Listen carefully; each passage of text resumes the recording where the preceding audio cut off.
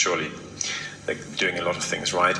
But how do you reconcile the fact that to make it work for China, it seems to be based on a high level of repression,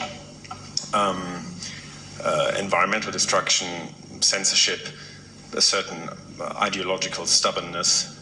I mean, we've spoken about Hong Kong, the Uyghurs. How do you reconcile that, and why do you think that's? I mean, do you think that's tolerable? Thank you. I'm really glad you asked that question because your question captured very well the Anglo-Saxon media's perception of China.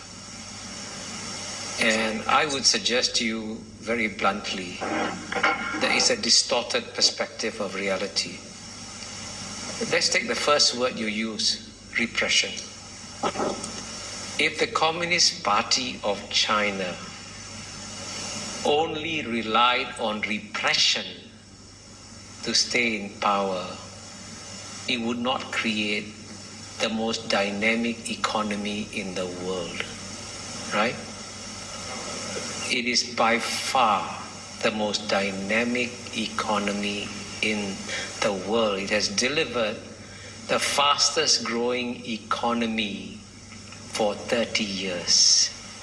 And it has done this by educating the Chinese people to a level and extent that the Chinese people have never been educated ever before. And you say it's repression. You obviously are taking the old Cold War mindset. I was in Moscow in 1976, and I saw repression in Moscow. And when I was in Moscow, the Soviet citizens were not allowed to travel outside the Soviet Union. That's repression. In the year 2019, 139 million Chinese left China freely. Guess what? Zero defectors. 139 million Chinese, right? That's twice the population of the UK. Went back to China.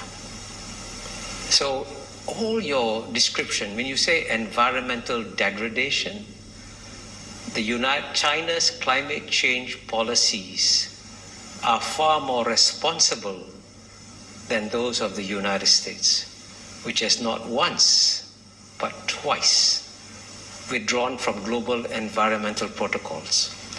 Kyoto Protocol, the Bush administration left 8 years. Paris Accords, Trump administration left 4 years. And you know what? The reason why we're having climate change today is not because of new flows of greenhouse gas emissions from China and India.